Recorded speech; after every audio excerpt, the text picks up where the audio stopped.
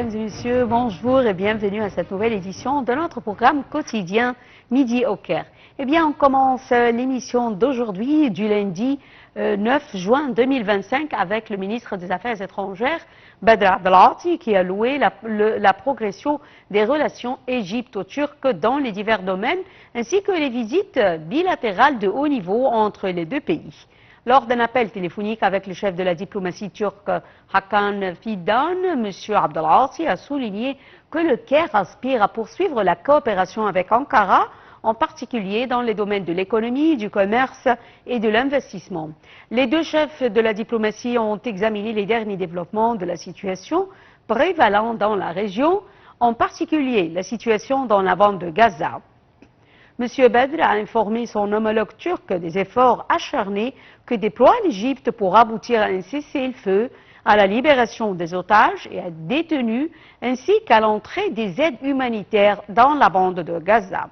Les deux ministres ont aussi échangé les vues sur la situation en Libye et M. Abdelati a mis l'accent sur la position de l'Égypte, appelant à préserver la sécurité, la sûreté et l'unité des territoires libyens. Les pèlerins égyptiens à la hâte, à savoir qui ont choisi à séjourner à Ménin 2 jours seulement, ont terminé facilement hier leur rituel grâce aux procédures logistiques fournies par les autorités saoudiennes. Le nombre de malades parmi les pèlerins égyptiens qui ont été admis dans les hôpitaux de Ménin était 31 personnes, dont 20 sont toujours dans le centre des soins intensifs et leur état est stable. Le point. Les 78 000 pèlerins égyptiens vivent les derniers jours de leur Hajj à la Mecque. Selon un communiqué de presse conjoint des ministères égyptiens de la solidarité sociale et du tourisme et des antiquités, les pèlerins poursuivent le rituel dans des conditions jugées optimales. Le chef de la mission égyptienne du Hajj pour les associations caritatives a rapporté que la situation générale des pèlerins est jugée rassurante, sans aucun cas d'urgence signalé. Il a mis en avant la fluidité des opérations d'acheminement des pèlerins depuis Ménin jusqu'au site de la lapidation.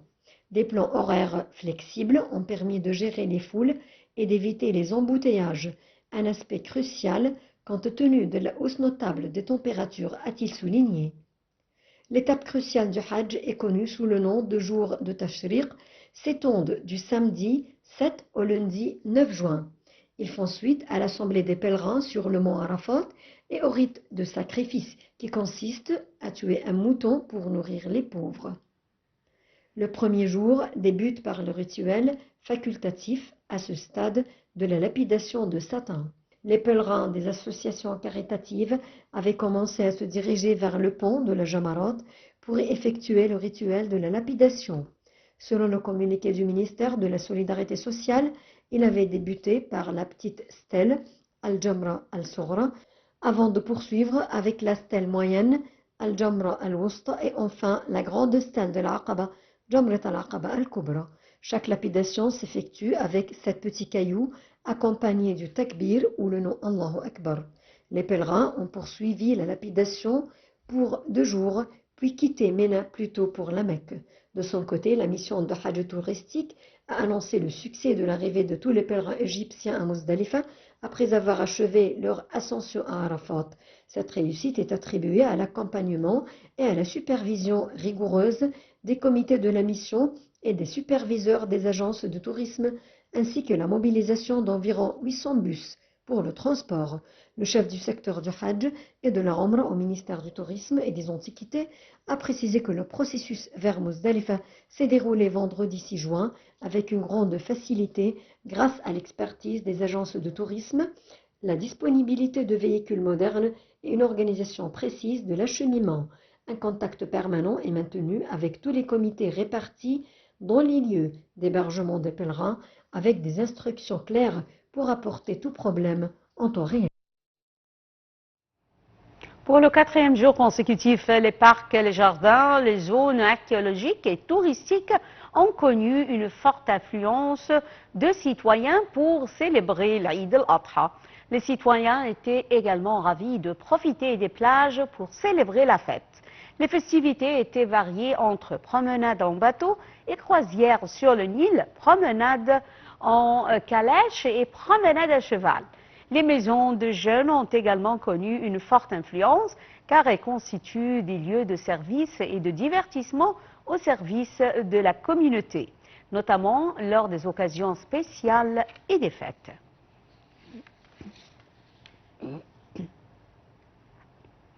À l'occasion des célébrations de l'Aïd al-Adha, le ministère de l'Intérieur a participé avec les habitants dans les nouvelles zones urbaines en leur distribuant des aides en nature. Cette distribution s'inscrit dans le cadre du soutien continu apporté aux habitants de ces zones et vise à alléger leur fardeau. Le réseau AMAM a également continué de proposer des produits alimentaires et de la viande dans tous ses points de vente fixes et mobiles à travers le pays.